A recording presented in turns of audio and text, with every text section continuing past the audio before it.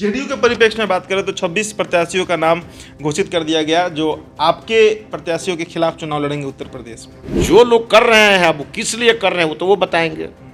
उत्तर प्रदेश में लड़ाई सीधे आप जान लीजिए वहां आतंकवाद बनाम राष्ट्रवाद की लड़ाई है। जितने लोग अपना उम्मीदवार घोषित कर रहे हैं ये बताएंगे ना कि वो आतंकवाद के पक्ष में है कि राष्ट्रवाद के पक्ष में है। 165 सीटों पर चुनाव लड़ने जा रही है भाजपा के खिलाफ आप ही के गठबंधन के मुकेश सहनी। जिसको बेचैनी है सब सीटों पर चुनाव लड़ने की लड़ना चाहिए, क्या दिक्कत है, कौन मना कर रहा है। भारतीय जनता पार्टी एक प्लेटफॉर्म है जहां से हर ट्रेन खुलती है और वहीं आकर रुकती है ना।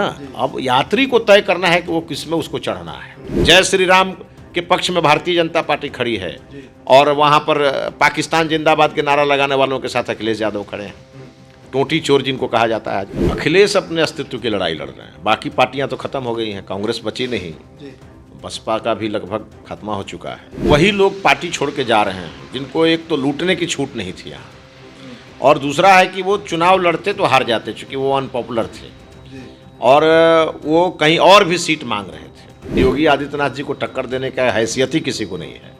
रावण अपना प्रचार कराने के लिए चुनाव लड़ रहे हैं। योगी जी एक हिमालय पहाड़ के जैसे एक नेतृत्व के रूप में उभरे हैं लोगों के, और सभी वर्ग हिंदू मुस्लिम सब उनके साथ के जितने डुप्लीकेट नेता हैं ना, ये बड़े बड़े नेताओं के खिलाफ चुनाव लड़ते हैं कि उनको कुछ लोग जान जाए, और यही कारण है कि चंद्रशेखर रावण भी वहीं जा रहे हैं। नाम ही उनका रावण है, क्या होगा उनका उनको पता ही है, राम की नगरी में गए हैं। अपर्णा यादव का नाम नया नाम दिया गया है सपा के द्वारा। अपर्णा यादव से उनको अपर्णा सिंह बिष्ट बना दिया गया, जो उनका ओरिजिनल नेम था। विवाह के बाद प्रतीक यादव की शादी के बाद उनका नाम बदल दिया गया था, फिर से उनको राजपूत बताया जा रहा है। अब ये तो तेजस्वी यादव बताएंगे कि उन्होंने जो शादी की है जिनसे, उनका पहले नाम क्या था और आज उनका क्या नाम है। तो अपर्णा यादव मुलायम सिंह की बहू है, यही उनका परिचय है। अखिलेश यादव आजम खान के रूप में चेहरा बदल करके मैदान में है। ये सब कहते हैं कि अखिलेश यादव मुख्तार अंसारी के रूप में चेहरा बदल के मैदान में आया है। नमस्कार, द इंडिया टॉप देख रहे हैं आप। उत्तर प्रदेश में चुनाव होने जा रहे हैं। चुनाव आयोग के द्वारा तिथि भी घोषित कर दी गई है। लगातार प्रचार हो रहा है, सोशल मीडिया के माध्यम से ही प्रचार हो रहा है। और हमारे साथ मिथिलेश तिवारी मौजूद हैं। मिथिलेश तिवारी भाजपा के प्रदेश उपाध्यक्ष हैं, पूर्व में विधायक भी रहे हैं बैकुंठपुर से, यानी गोपालगंज। यूपी से सटे जिले से आते हैं और लगातार चुनाव प्रचार में ये एक्टिव हैं उत्तर प्रदेश में। और उसी चुनाव का ये प्रभाव है बिहार पर कि बिहार में लग रहा है एनडीए टूट जाएगी। मुकेश सहनी सीट की मांग किए, जेडीयू सीट की मांग की, और अब जेडीयू अंत में जब ये बात समझ गई कि उन्हें सीट नहीं मिलना है तो 26 प्रत्याशियों का नाम भी घोषित कर दिया गया। आरसीपी सिंह के ऊपर सारा ठिकरा फोड़ा गया। इन सभी मामलों पर हम बात करेंगे। चुनाव कैसा लग रहा है यूपी में सर? कि योगी जी के पक्ष में है या फिर अखिलेश इस बार हावी हैं वहां पर? अखिलेश अपने अस्तित्व की लड़ाई लड़ रहे हैं, बाकी पार्टियां तो खत्म हो गई हैं, कांग्रेस बची नहीं, बसपा का भी लगभग खत्म हो चुका है, और अखिलेश यादव अस्तित्व की लड़ाई लड़ रहे हैं। आपने देखा होगा अभी परिवार उनका टूट गया। तो चुनाव में विपक्ष में वो बैठने लायक सीट उनको आएगी कि नहीं आएगी, हम यही कह सकते हैं। भारतीय जनता पार्टी वहाँ प्रचंड बहुमत की सरकार बनाने जा रही है। एक इस प्रकार का माहौल उत्तर प्रदेश में आज के पहले कभी नहीं बना, जो माहौल आज है उत्तर प्रदेश में। लेकिन करीब 10 विधायक, 4 मंत्री पार्टी छोड़ दिए। 4 मंत्री छोड़े, ये बहुत बड़ा मामला है। या मतलब इसका पीछे क्या आपको समझ में आता है सर? क्या वहाँ पे उन लोगों को ऐसा आभास हो गया कि बीजेपी लूज कर रही है? देखिए, एक तो वही लोग पार्टी छोड़ के जा रहे हैं जिनको एक तो लूटने की छूट नहीं थी यहाँ, और दूसरा है कि वो चुनाव लड़ते तो हार जाते चूंकि वो अनपॉपुलर थे और वो कहीं और भी सीट मांग रहे थे। तो भारतीय जनता पार्टी तो इस रूप में डिसीजन करती नहीं है। तो जिनको अपने टिकट कटने का अंदेशा था वो पहले चले गए और ये कह के गए कि भाजपा की नैया डूब रही है, जबकि नैया उनकी डूबने वाली थी। तो वो पतवार पकड़ के जरूर गए हैं, लेकिन वो बचेंगे नहीं। चाहे जो भी गए हैं, आप देख लीजिएगा जब रिजल्ट आएगा उसमें से कोई वापस नहीं आएगा। विधानसभा चलिए, गोरखपुर से चंद्रशेखर रावण जो हैं भीम आर्मी के प्रमुख, लगातार विवादित बयान देते रहते हैं, वो टक्कर दे रहे हैं योगी आदित्यनाथ? नहीं, योगी आदित्यनाथ जी को टक्कर देने का हैसियत ही किसी को नहीं है। रावण अपना प्रचार कराने के लिए चुनाव लड़ रहे हैं। योगी जी के खिलाफ कोई चुनाव लड़ेगा तो चर्चा में आ जाएगा, और इसी के कारण वो गए हैं। उनको अखिलेश तो घास डाल ही नहीं रहे हैं, तो योगी जी के खिलाफ क्या वो चुनाव लड़ करके अपना चर्चा में आएंगे। और वहाँ जान लीजिए गोरखपुर में योगी जी का मुकाबला किसी के बस का रोग नहीं है। वहाँ योगी जी एक हिमालय पहाड़ के जैसे एक नेतृत्व के रूप में उभरे हैं लोगों के में, और सभी वर्ग हिंदू मुस्लिम सब उनके साथ है। योगी गोरखपुर की पहचान ही योगी बन गए हैं। इस नाते वहाँ अगर कोई जा रहा है लड़ने तो मान के चलिए कि वो कुछ दिन चर्चा में रहने के लिए जा रहा है। जैसे केजरीवाल भी लड़े थे नरेंद्र मोदी के खिलाफ लोकसभा चुनाव वाराणसी से। देखिए जितने डुप्लीकेट नेता हैं ना, ये बड़े बड़े नेताओं के खिलाफ चुनाव लड़ते हैं कि उनको कुछ लोग जान जाए, और यही कारण है कि चंद्रशेखर रावण भी वहीं जा रहे हैं। तो नाम ही उनका रावण है, क्या होगा उनका उनको पता ही है। राम की नगरी में गए हैं और उनका एजेंडा ना कोई डेवलपमेंट है, न उनका एजेंडा। अब तो रो रहे थे एक दिन अखिलेश यादव ने उनको घास नहीं डाला तो जी नेशनल टेलीविजन पर। हाँ, नेशनल टेलीविजन पर रो रहे थे। तो इस नाते अब वो वहाँ इसलिए गए हैं कि उनकी थोड़ी चर्चा हो जाए चुनाव में, और वो भी राजनीति में कहीं ना कहीं बने रहे। चलिए अब बिहार पर हम आ जाते हैं सर। बिहार में 165 सीटों पर चुनाव लड़ने जा रही है भाजपा के खिलाफ आप ही के गठबंधन के मुकेश सहनी, और आप जिस तरह बयान सुन रहे होंगे आपको भी पता ही होगा क्या कारण इसके पीछे समझ में आता है। देखिए मुकेश सहनी जी बिहार के एनडीए में शामिल हैं और भारतीय जनता पार्टी के सीट से एमएलसी बनकर के मंत्री भी हैं, और वो अपने पार्टी का प्रचार प्रसार कर रहे हैं उत्तर प्रदेश में। हम लोग तो कुछ भी नहीं बोलते हैं भाई, सबको अपने पार्टी का विस्तार करने का अधिकार है तो वो भी कर रहे हैं। अब वो कितना सीट पर लड़ेंगे वो उनका विषय है, लेकिन उत्तर प्रदेश में भारतीय जनता पार्टी का गठबंधन फाइनल हो चुका है। वहाँ पर आप देखे होंगे 3 चरणों के उम्मीदवारों की घोषणा भी हो गई, 3 बार हो गई घोषणा, और अब बहुत जल्दी बाकी सीटों की भी घोषणा हो जाएगी। तो लड़ने वाले तो भाई 100 पार्टियाँ आके लड़ेंगी। उत्तर प्रदेश में तो सबको लगता है कि गंगा में एक डुबकी मार लेंगे तो पूरा देश हमको जान जाएगा कि हम भी गंगा नहा के आ रहे हैं। तो इस नाते वहाँ कई पार्टियाँ जा रही हैं, लेकिन लड़ाई कहीं नहीं है।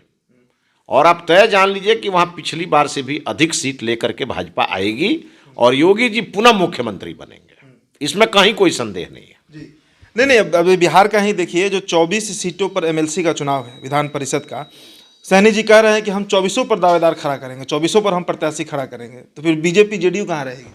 अरे भाई, जिनको खड़ा करना है वो करें। भारतीय जनता पार्टी 13 सीटों पर जीती थी पिछली बार, और भारतीय जनता पार्टी फिर से, आज हमारी कोर कमेटी की बैठक है, कल चुनाव समिति की बैठक है, और बहुत जल्द आप देखेंगे हम अपने उम्मीदवारों का भी ऐलान करेंगे। तो भारतीय जनता पार्टी एक प्लेटफॉर्म है जहाँ से हर ट्रेन खुलती है और वहीं आकर रुकती है ना। अब यात्री को तय करना है कि वो किस में उसको चढ़ना है।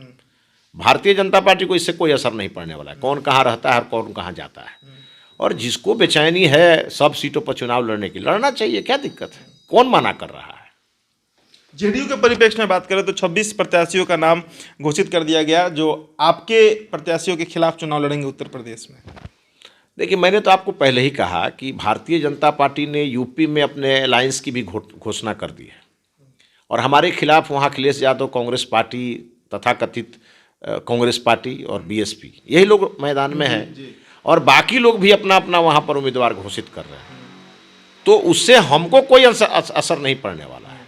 जो लोग कर रहे हैं अब किस लिए कर रहे हैं वो तो वो बताएंगे।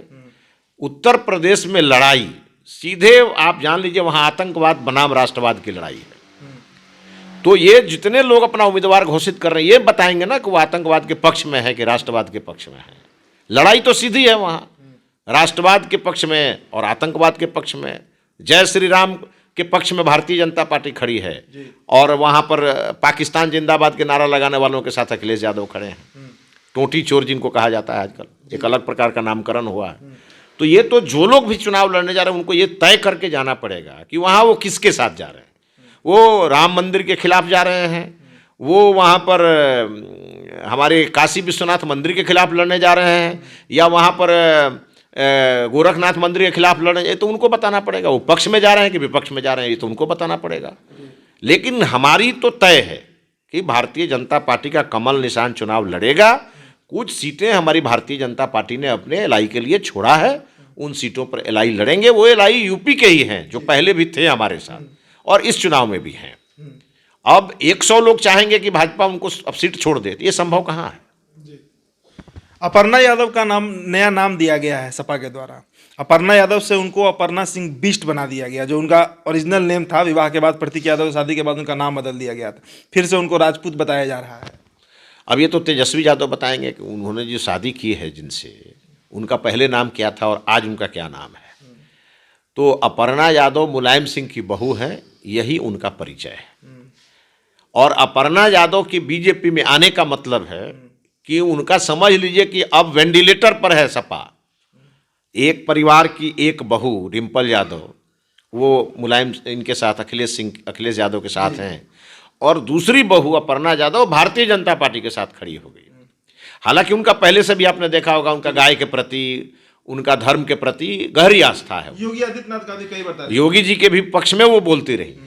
तो ये तय है कि मुलायम सिंह यादव का आधा परिवार भारतीय जनता पार्टी के साथ आ गया है। और परिवार ही नहीं आया है, उनका जो वोट बैंक है वो भी उसी प्रकार से भारतीय जनता पार्टी के साथ आ गया है। जो उनके वोट बैंक के लोगों की जो भाषा हम लोग यूपी में देख रहे हैं, हम तो लगभग 1 महीने से वहाँ यूपी में घूम रहे हैं, वहाँ पर सब कुछ क्लियर है। वहाँ कोई बैकवर्ड, कोई फॉरवर्ड, ऊंच नीच, इसकी लड़ाई ही नहीं है। लड़ाई ये है, सब कहते हैं कि अखिलेश यादव आजम खान के रूप में चेहरा बदल करके मैदान में है। ये सब कहते हैं कि अखिलेश यादव मुख्तार अंसारी के रूप में चेहरा बदल के मैदान में आया है। ये सब कहते हैं कि अखिलेश यादव अतीक अहमद के रूप में चेहरा बदल के मैदान में है। तो उत्तर प्रदेश के लोग, जिसको योगी जी ने बुलडोजर से समाप्त किया है, उसको फिर से सत्तासीन नहीं होने देंगे यूपी के लोग। और इस नाते ये चुनाव हो रहा है। और वहाँ योगी जी का नाम और बुलडोजर, ये दोनों बड़ा चर्चा में है उत्तर प्रदेश में। और उसी प्रकार से जब योगी जी का बुलडोजर चला है 5 साल, और आतंकवाद वहाँ जा करके किस कोने में चला गया, किस बिल में घुस गया है, किसी को पता नहीं। तो उत्तर प्रदेश की जनता बात समझ रही है। विकास के मॉडल आज मोदी जी हैं, और आतंकवाद का फन कुचलने के सबसे बड़े मॉडल बन गए हैं योगी जी। तो इसको अब जनता पसंद कर रही है, और यही कारण है कि यूपी में प्रचंड बहुमत से भाजपा की सरकार आ रही है। जी, तो यूपी में सरकार किसी की आए, लेकिन बिहार में जो समीकरण है वो गड़बड़ाते हुए जरूर दिख रहे हैं। मुकेश सहनी लगातार धमकी दे रहे हैं। हालांकि अब उन्हीं के एक विधायक साहेबगंज से डॉक्टर राजू सिंह जो विधायक हैं, वो कह रहे हैं कि हम जनता के साथ जाएंगे, ना कि अपने नेता के साथ। तो कई तरह के प्रकरण चल रहे हैं। इधर आरसीपी सिंह पर ठिकरा फोड़ दिया गया, ललन सिंह ने सीधा कह दिया कि उन्हीं के चलते सीट नहीं मिला। तो तमाम प्रकरण बिहार में चल रहे हैं। फिलहाल इस खबर में इतना ही। बहुत बहुत शुक्रिया।